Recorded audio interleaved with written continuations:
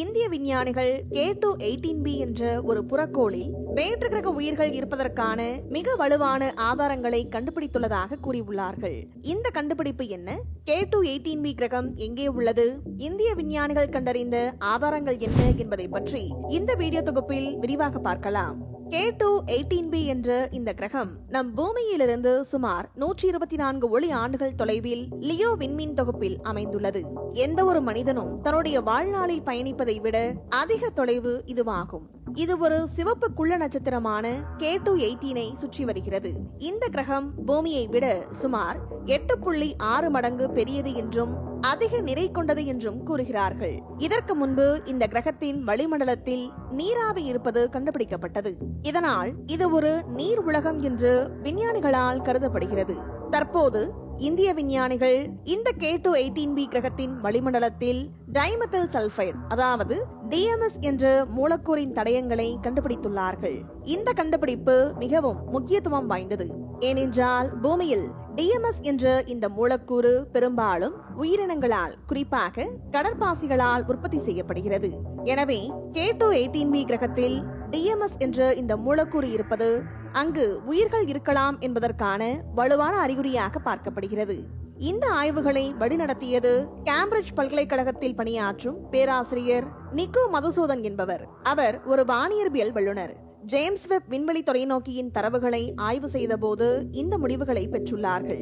James web தொலைநோக்கி புறக்கோள்களின் வளிமண்டலத்தை ஆய்வு செய்வதில் மிகவும் சக்தி வாய்ந்த கருவியாக விளங்குகிறது.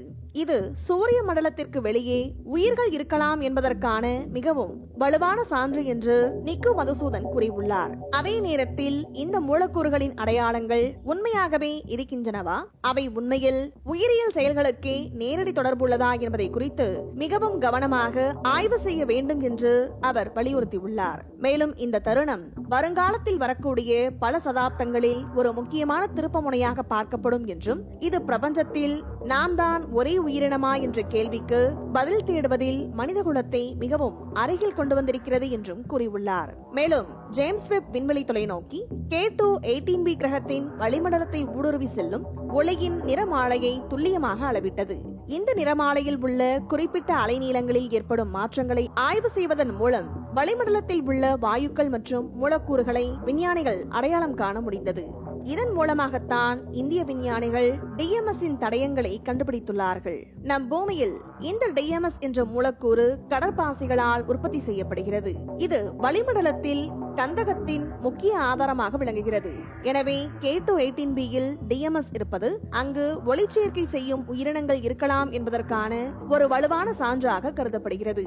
இருப்பினும் இந்த DMS-ஐ உயிரற்ற செயல்முறைகள் மூலமாகவும் உற்பத்தி செய்ய முடியும் என்பதையும் விஞ்ஞானிகள் கருத்தில் கொண்டுள்ளார்கள். மேலும் இந்திய விஞ்ஞானிகள் K2-18b கிரகத்தின் வளிமண்டலத்தில் DMS-உடன் கூடுதலாக மீத்தேன் மற்றும் கார்பன் டை ஆக்சைடு போன்ற மற்ற மூலக்கூறுகளின் தடயங்களையும் கண்டுபிடித்துள்ளார்கள். இந்திய விஞ்ஞானிகளின் இந்த கண்டுபிடிப்பு புறக்கோள்களில் உயிர்கள் தேடும் முயற்சியில் ஒரு முக்கியமான முன்னேற்றமாக பார்க்கப்படுகிறது. K2-18b கிரகம் போன்ற நீர் உலகங்கள் வேற்று கிரக உயிர்களை கண்டறிவதற்கான நம்பிக்கைக்குரிய இடங்களாக கருதப்படுகின்றன. எதிர்காலத்தில் ஜேம்ஸ் வெப் தொலைநோக்கி மற்றும் வரவிருக்கும் மற்ற சக்தி வாய்ந்த தொலைநோக்கிகள் மூலம் இந்த K2-18b கிரகத்தை மேலும் விரிவாக ஆய்வு செய்ய விஞ்ஞானிகள் திட்டமிட்டுள்ளார்கள்.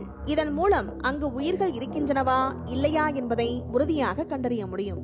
வேற்று கிரக உயிர்களை கண்டுபிடிப்பது என்பது மனிதகுலத்தின் நீண்ட கால கனவாக உள்ளது.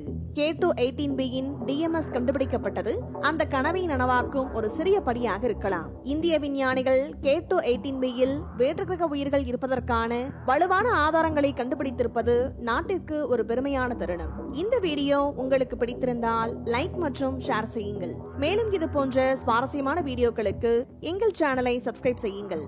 நன்றி.